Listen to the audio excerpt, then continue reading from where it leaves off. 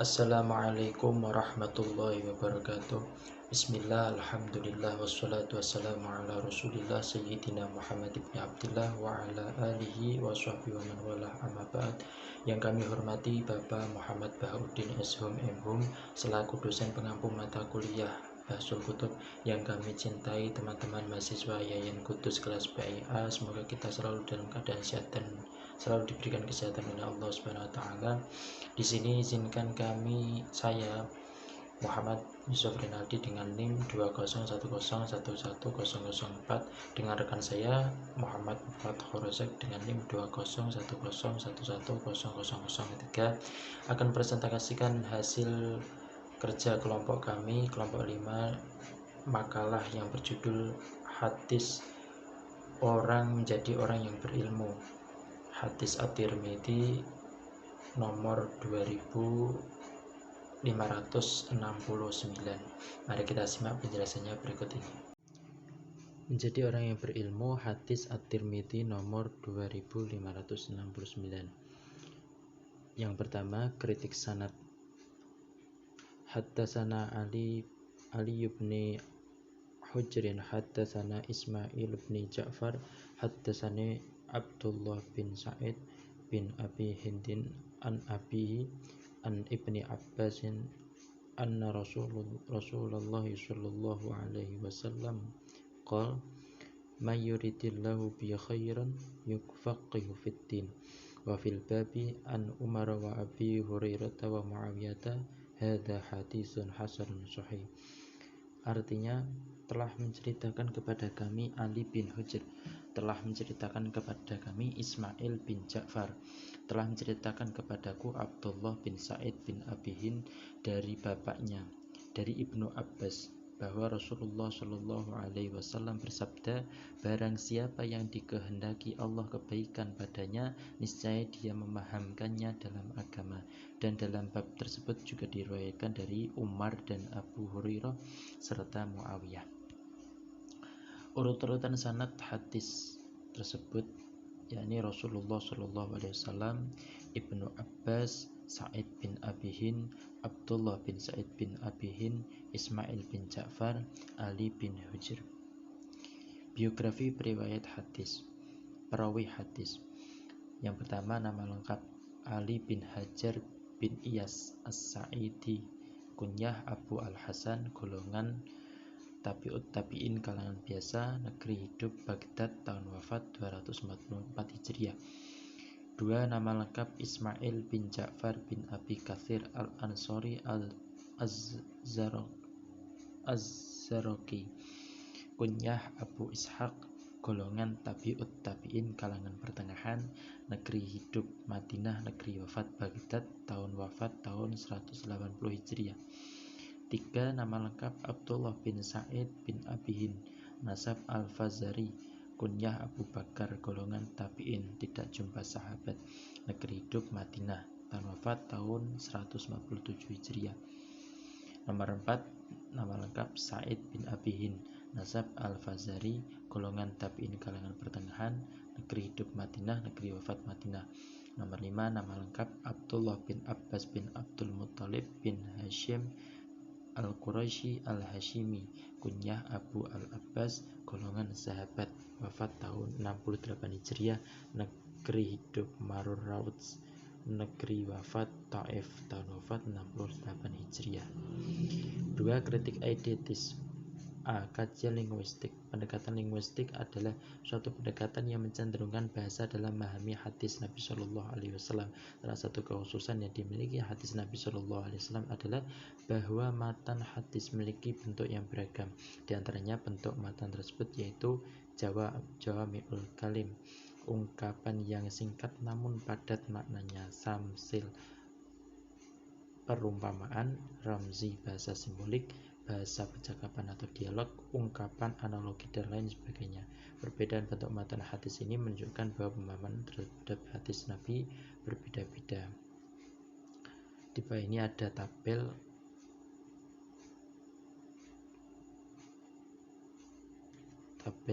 mengenai kajian linguistik hadis dari lafaz hadis tersebut.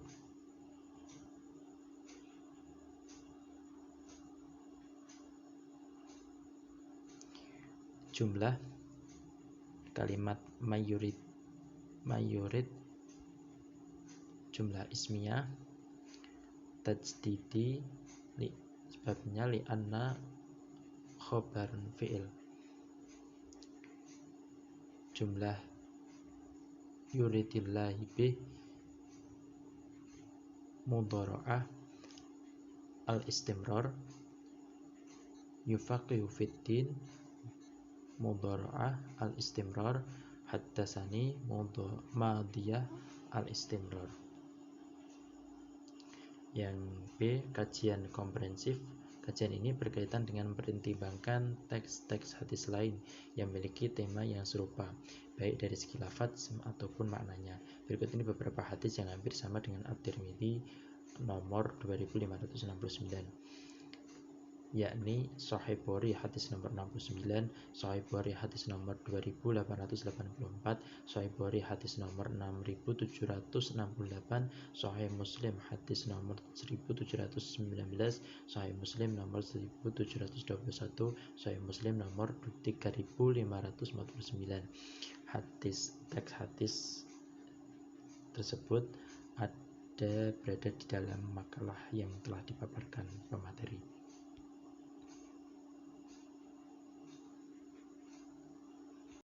Tetapi para ulama membahas hadis tersebut dengan penafsiran hadis dengan Al-Quran, sehingga kurang lebihnya bisa ditarik kesimpulan bahwa hadis tersebut bukan termasuk hadis yang mempunyai asbabul wurud. Analisis generalis. Dari beberapa analisis di atas dapat digeneralisasikan bahwa sabda Nabi Muhammad SAW yang berkenan dengan hadis At-Tirmidzi nomor 2569 tentang tujuan menjadi orang yang berilmu. Kita ketahui bahwasannya mencari ilmu itu wajib bagi setiap muslim laki-laki maupun perempuan. Menuntut ilmu agama termasuk amal yang paling mulia, dan ia merupakan tanda kebaikan. Sebab dengan ilmu agama, seseorang muslimin akan mendapat pengetahuan dan mengetahui amal sholih yang harus dicapainya. Karena di dalam Islam, orang yang berilmu akan diangkat derajatnya dan dihormati. Berdasarkan takar kewajibannya, menurut Al-Ghazali, ilmu di dalam dua kategori, yaitu A. Ilmu yang termasuk fardhu ain, artinya wajib dipelajari setiap muslim, yaitu tsaqofah Islam yang terdiri dari A. Ilmu yang terdiri dari konsepsi, ide dan hukum-hukum Islam, bahasa Arab, sirah Nabi SAW, ulumul Quran, tahfidz Quran, ulumul hadis, usul fikih dan lain-lain. B. Ilmu yang dikategorikan fardu kifayah. Biasanya ilmu-ilmu ini mencakup tentang sains, teknologi, serta ilmu terapan keterampilan, seperti biologi, fisika, kedokteran, pertanian, teknik, dan lain-lain. Ilmu merupakan hadiah yang paling pantas untuk diperlombakan bagi orang-orang yang berakal. Pasalnya, ilmu akan menghidupkan hati dan mensucikan amal. Adapun keutamaan menjadi orang yang berilmu menurut Islam yaitu 1.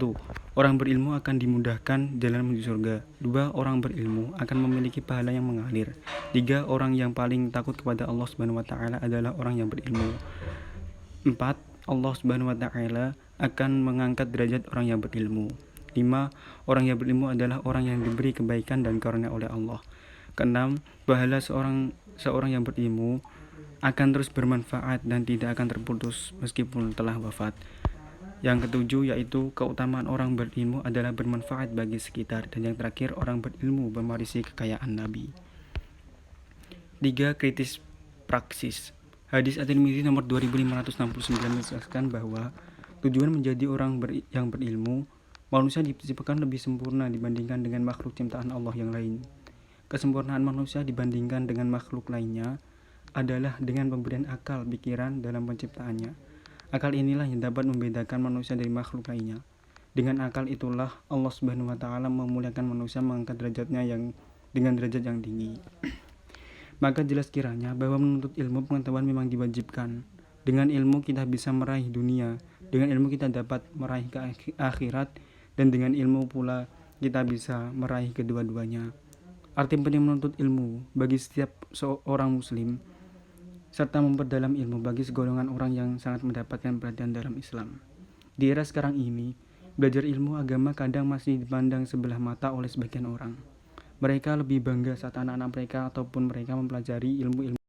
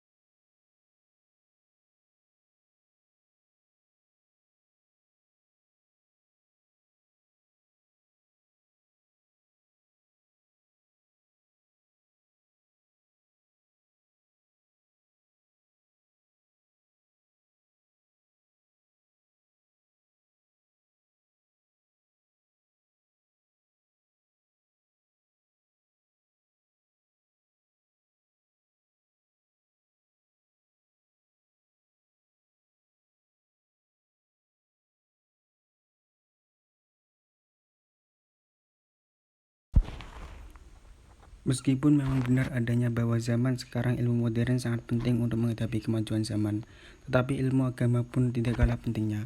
Karena jika seseorang tidak mempunyai modal ilmu agama, maka tidak akan mampu mengetahui bagaimana penerapan ilmu yang diperbolehkan atau tidak. Bahkan tujuan hidupnya hanya akan tertuju pada dunia saja tanpa akhirat. Sedangkan kita sebagai manusia tidak tahu sampai kapan usaha kita di dunia. Dan jika semua perbuatan yang telah kita lakukan tidak diniatkan untuk Allah dan mengharap pahala darinya, maka semua tidak akan berarti apa-apa untuk kehidupan kita di akhirat kelak. Yang terakhir yaitu kesimpulan. Dari penerapan hadis At-Tirmidzi nomor 2569 di atas dapat disimpulkan bahwa hadis tersebut berbicara tentang tujuan menjadi orang yang berilmu. Dapat kita ketahui bahwasannya agama Islam memerintahkan supaya menuntut ilmu karena menuntut ilmu adalah kewajiban utama dan sarana terbaik untuk mencerdaskan umat dan pembangunan dunia, khususnya bila ilmu tidak itu disertai dengan amal. Menuntut ilmu agama termasuk amal yang paling mulia, dan ia merupakan tanda dari kebaikan. Sebab dengan ilmu agama seorang muslimin akan mendapat pengetahuan dan mengetahui amal soleh yang harus dicapainya, karena di dalam Islam orang yang berilmu akan diangkat derajatnya dan dihormati. Baik, selanjutnya saya serahkan kepada Mas Yusuf Rinaldi. Baik, terima kasih kepada rekan Muhammad Fatur Razak yang telah memaparkan materi. Demikian presentasi dari kami kelompok 5, makalah hadis menjadi orang yang berilmu, hadis At-Tirmidzi nomor 2569. Kami dari kelompok 5 mohon maaf atas segala kekurangan dan kekhilafan, dan semoga apa yang telah kami paparkan menjadi ilmu yang bermanfaat. Sekian, terima kasih. Wallahul muwaffiq ila aqwamit thoriq. Wassalamualaikum warahmatullahi wabarakatuh.